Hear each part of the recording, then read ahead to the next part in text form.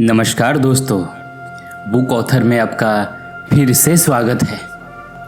नैना एक प्रतिभाशाली पेंटर अपने काम से संतुष्ट नहीं है। उसके चेहरे पर निराशा और बेचैनी है। बाहर दिल्ली की सड़कों का शोर सुनाई दे रहा है। हॉर्न, ट्रैफिक, लोगों की आवाज़ें। नैना एक अनफिनिश्ड पेंटिंग को गुस्से से देखती है। पहचान, यह एक ऐसा शब्द है जो हमारी पूरी जिंदगी को आकार देता है। हम कौन हैं? हम क्या करते हैं? लोग हमें किस नाम से जानते हैं? हमारी डिग्रियां, हमारी नौकरियां, हमारे रिश्ते, हमारी रुचियां, ये सब मिलकर हमारी पहचान बनाते हैं। लेकिन क्या हो अगर ये सारी पहचान एक भ्रम हो? क्या हो अगर मैं, जिसे आप इतना सच मानते हैं, वो सिर्फ एक कहानी हो जो आपके मन ने बनाई है? नैना एक ऐसे ही पहचान के बोझ तले दबी हुई थी। एक सफल आर्टिस्ट जिसकी पेंटिंग्स में दुनिया उलझन और गहराई ढूंढती थी, लेकिन खुद नैना अपनी ही रची हुई दुनिया में उलझी हुई थी। खुशी, दुख, सफलता, असफलता, इन भावनाओं के झूले पर वह हर पल ऊपर नीचे होती रहती थी। एक दिन एक पुरानी दोस्त ने उसे एक छोटी सी किताब दी। उसका कोई आकर्षक कवर नहीं था, कोई प्रसिद्ध लेखक का नाम नहीं था, बस एक अजीब सा नाम, अष्टावक्र गीता। नैना ने उसे उठाया बिना किसी उम्मीद के, लेकिन जैसे जैसे उसने उसके पन्ने पलटना शुरू किए, उसे ऐसा लगा जैसे किसी ने उसके सारे बोझ उतार दिए हो। जैसे किसी ने उसे बताया हो कि जिस बेड़ी को इतने सालों से वो ढो रही थी, वो तो कभी थी ही नहीं। यह किताब कोई कहानी नहीं थी, कोई उपदेश नहीं था। यह एक सीधा निर्भीक संवाद था जो मैं कौन हूं के अंतिम प्रश्न पर केंद्रित था। यह एक ऐसे ऋषि और एक ऐसे राजा के बीच की बातचीत थी जिसने ज्ञान के शिखर को छू लिया था। और इस संवाद का हर शब्द नैना के अंदर गहरे तक उतर रहा था, उसकी बरसों की मान्यताओं को तोड़ रहा था। आज हम उसी क्रांतिकारी संवाद को सुनेंगे। यह कोई आसान रास्ता नहीं है, यह आपके मैं की नींव को हिला देगा। लेकिन अगर आप उस सत्य को जानने के लिए तैयार हैं जो सभी पहचानों से परे है, तो यह यात्रा आपको उस परम स्वतंत्रता तक ले जा सकती है जिसकी आपने कभी कल्पना भी नहीं की होगी। यह है अष्टावक्र गीता। ऋषि अष्टावक्र और राजा जनक के बीच एक दिव्य संवाद। अष्टावक्र गीता सीधे पहले अध्याय से ही प्रहार करती है। राजा जनक, जिन्होंने आत्मज्ञान की तीव्र इच्छा महसूस की है, ऋषि अष्टावक्र से पूछते हैं, हे गुरु, ज्ञान कैसे प्राप्त होता है? वैराग्य कैसे होता है? और शांति कैसे मिलती है? अष्टावक्र का पहला उत्तर ही चौंकाने वाला है। अष्टावक्र कहते हैं, यदि तुम शरीर को अपने से अलग करके विश्राम करते हुए साक्षी मात्र होकर देखते हो, तो अभी इसी क्षण तुम सुखी, शांत और बंधन मुक्त हो जाओगे। यह पढ़कर नैना रुक जाती है। सिर्फ इतना? सालों से उसने खुद को अपनी कला, अपनी भावनाओं, अपने विचारों से जोड़ा हुआ था, और ऋषि कह रहे हैं कि बस खुद को शरीर से अलग मानो। यहाँ पे गहरा ज्ञान है। यह अद्वैत वेदांत का मूल सिद्धांत है। आप यह नाश्वर शरीर नहीं हैं, आप वो शुद्ध चेतना यानी प्योर कॉन्शियसनेस हैं जो इस शरीर को प्रकाशित कर रहा है। हम अपनी पूरी जिंदगी इस शरीर को मैं मानकर जीते हैं। इसकी भूख, इसकी प्यास, इसके दुख सुख को अपना मान लेते हैं, और इसी बंधन में हम फंसे रहते हैं। ऋषि अष्टावक्र कहते हैं कि अज्ञान का सबसे बड़ा बंधन यही है, खुद को उस चीज से पहचानना जो नाश्वर और परिवर्तनशील है। नैना की अनुभूति। नैना आईने के सामने खड़ी होती है, वह अपने चेहरे को, अपने हाथों को देखती है। क्या सच में यही मैं हूँ? यह तो हर पल बदल रहा है। बचपन का नैना अलग थी, आज की नैना अलग है, कल की नैना अलग होगी। तो फिर वो मैं कहाँ है जो इन सब में एक जैसा है? उसे एक गहरा एहसास होता है कि वह इस शरीर को सिर्फ देख रही है, जैसे वो अपनी पेंटिंग को देखती है। तो फिर वो देखने वाली कौन है? ऋषि अष्टावक्र यहाँ कहते हैं, तुम आकाश की तरह असंग और निर्लेप हो, और यही शरीर पृथ्वी की तरह जड़ और दृश्य है। यह जानकर तुम अभी इसी क्षण बंधन से मुक्त हो जाओगे। आकाश सब कुछ समा लेता है, बादल, तारे, धूल, लेकिन आकाश पर किसी का कोई दाग नहीं लगता। वह हमेशा शुद्ध और स्वतंत्र रहता है। अष्टावक्र कहते हैं कि हमारी आत्मा भी ऐसे ही है। अगले अध्याय में ऋषि अष्टावक्र मन के भ्रम की बात करते हैं। ऋषि अष्टावक्र कहते हैं, मन ही बंधन है और मन ही मुक्ति का कारण है। जब मन विषयों में आसक्त होता है तो वह बंध जाता है, और जब वो विषयों से विरक्त होता है तो वह मुक्त हो जाता है। नैना अपने विचारों को देखती है, कैसे उसका मन लगातार अतीत के यादों और भविष्य की चिंताओं में उलझ जाता है। कैसे वह अपनी कला को लेकर कभी उत्साहित होती है तो कभी निराशा। यह मन ही तो है जो उसे शांति से बैठने नहीं देता। इसमें गहरा आंतरिक ज्ञान है। ऋषि अष्टावक्र हमें दिखाते हैं कि हमारा मन विचारों और भावनाओं का एक निरंतर प्रवाह है। हम गलती यह करते हैं कि हम इन विचारों और भावनाओं को मैं मान लेते हैं। मैं दुखी हूँ, मैं गुस्सा हूँ, मैं चिंतित हूँ। लेकिन क्या आप सच में वो विचार या वो भावना हैं, या आप वो हैं जो उस विचार या भावना को जान रहा है?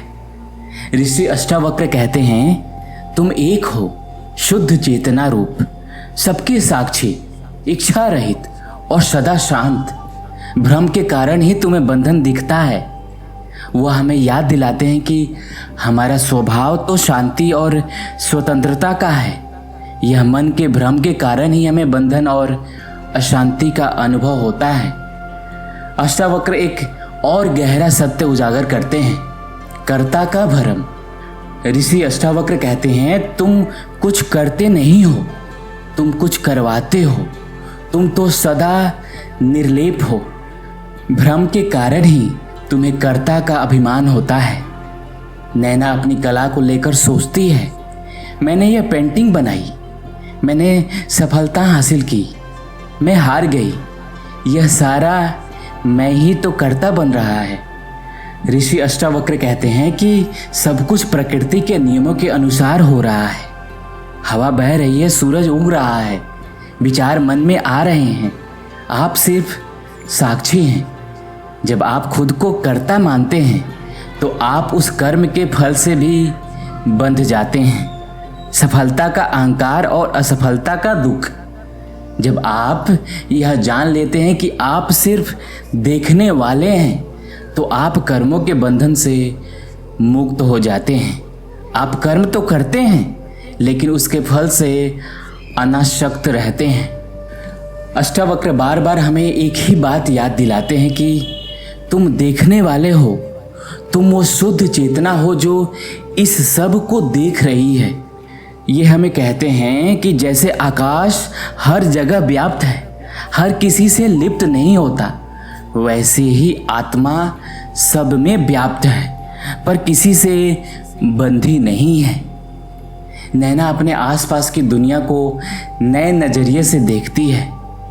बारिश हो रही है, वह बस देखती है। लोग बात कर रहे हैं, वह बस सुनती है। उसके अंदर कोई प्रतिक्रिया नहीं होती, कोई जजमेंट नहीं होता, वह सिर्फ साक्षी है। इसमें गहरा आंतरिक ज्ञान है।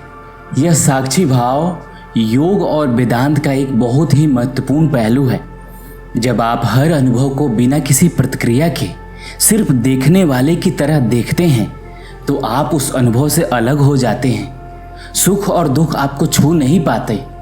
ऋषि अष्टावक्र कहते हैं, सुख और दुख, जन्म और मृत्यु, यह सब मन के धर्म हैं, तुम्हारे नहीं। तुम तो सदा मुक्त हो। वह हमें याद दिलाते हैं कि हमारी असली प्रकृति आनंद और स्वतंत्रता है। यह मन के कारण ही हमें दुख का अनुभव होता है। जिसने जान लिया कि वह शुद्ध चेतना है, उसे फिर कोई बंधन नहीं, कोई इच्छा नहीं, कोई दुख नहीं। यह ज्ञान ही मुक्ति है। यह जानना कि आप वो नहीं हैं जो आप सोचते हैं, बल्कि उससे कहीं ज़्यादा महान और स्वतंत्र हैं। नैना अब अपनी पेंटिंग को भी एक साक्षी की तरह देखती है। सफलता या असफलता अब उसे उतनी प्रभावित नहीं करती। वह बस रंगों और आकृतियों का खेल देखती है। उसका मन धीरे धीरे शांत होने लगता है। वह लोगों से मिलती है, बातचीत करती है, लेकिन अब वह उनकी बातों में खो नहीं जाती। वह जानती है कि हर कोई अपनी अपनी कहानी जी रहा है और वह सिर्फ एक दर्शक है। इस साक्षी भाव में उसे एक गहरा शांति और स्थिरता का अनुभव होने लगता है जो उसने पहले कभी महसूस नहीं की थी। अष्टावक्र गीता का अंतिम और सबसे गहरा संदेश है, तुम उस एक परम सत्य से अलग नहीं हो, तुम ही वो हो। एक ही तत्व सब में व्याप्त है। भ्रम के कारण ही तुम्हें अनेकता दिखती है। जब यह भ्रम मिट जाता है तो तुम जान लेते हो कि सब कुछ एक ही है। नैना अपने अंदर देखती है। वह उस चेतना को महसूस करती है जो उसके शरीर, उसके मन और उसके आसपास की पूरी दुनिया को प्रकाशित कर रही है। उसे एक गहरा एहसास होता है कि यह चेतना हर जगह एक ही है। इसका गहरा आंतरिक ज्ञान, यह अद्वैत का अंतिम सत्य है। जब सब कुछ एक है, कोई दूसरा नहीं है, जो मैं आपके अंदर है वही मैं हर जीव में है, हर कण में है। जब यह ज्ञान पूरी तरह से स्थापित हो जाता है तो सारे भेद मिट जाते हैं। कोई अपना पराया नहीं रहता, कोई सुख दुख नहीं रहता, कोई बंधन नहीं रहता। ऋषि अष्टावक्र कहते हैं, ना तुम्हारा कोई बंधन है, ना कोई मुक्ति। तुम तो सदा मुक्त स्वभाव हो। बस यह जान लो और आनंद में जियो। वह हमें बताते हैं कि हम हमेशा से ही मुक्त थे। हमने कभी बंधे ही नहीं थे। यह सिर्फ अज्ञान और भ्रम था जिसने हमें बंधन का अनुभव कराया। नैना अब अपनी कला को नए नज़रिए से देखती है। उसकी पेंटिंग्स में अब वो बेचैनी और उलझन नहीं है। उनमें एक शांति, एक सहजता और एक गहरा सौंदर्य है, क्योंकि अब वो उस सत्य को व्यक्त कर रही है जिसे उसने जान लिया है। वह दुनिया में रहती है, काम करती है, लोगों से मिलती है, लेकिन अब वह किसी से अशाक्त नहीं होती, किसी से विरक्त नहीं होती। वह जानती है कि सब कुछ उस एक ही चेतना का खेल है। उसकी आंखों में अब वो खालीपन नहीं है। उसकी जगह एक गहरी शांति और आनंद ने ले ली है। उसने वो खोज लिया है जिसकी वो वर्षों से तलाश कर रही थी, अपनी असली स्वरूप। नैना कैनवास के सामने बैठी है, लेकिन अब उसके चेहरे पर एक गहरी मुस्कान और स्थिरता है। उसकी पेंटिंग में अब रंगों का एक सामंजस्यपूर्ण प्रवाह है। अष्टावक्र गीता कोई कहानी नहीं है जिसे सुना जाए, यह एक सत्य है जिसे जिया जाए। यह आपको कोई नया ज्ञान नहीं देती, बल्कि आपको पुरानी गलत पहचान को मिटा देती है। यह आपको सिखाती है कि आप वो नहीं हैं जो आप सोचते हैं। आप न यह शरीर हैं, न यह मन है, न ये भावनाएं, न ये विचार हैं। आप वो शुद्ध, अविनाशी, सर्वव्यापी चेतना हैं जो इस सब को प्रकाशित कर रही है। आप आकाश की तरह निर्लेप हैं, आप सूर्य की तरह स्वयं प्रकाशित हैं। आप सागर की तरह अनंत हैं। खोजना बंद करो, जानना शुरू करो, तुम वही हो। इस गहन और क्रांतिकारी संवाद को सुनने के लिए धन्यवाद। इस वीडियो के बाद बस कुछ क्षण के लिए आंखें बंद करें और अपने अंदर के उस मैं को महसूस करें जो सब कुछ देख रहा है। उस मैं को किसी नाम, किसी रूप, किसी विचार से जोड़ने की कोशिश ना करें। बस उस शुद्ध होने के एहसास में टिके रहें। और अगर आपको उस परम सत्य की एक झलक भी मिले तो नीचे कमेंट्स में लिखिए, मैं वो हूँ, आई एम दैट। और इस मुक्तिदायक ज्ञान को उन सभी के साथ साझा करें जो अपनी पहचान के बंधन में फंसे हुए हैं और स्वतंत्रता की तलाश कर रहे हैं। तत्व तुमा 80।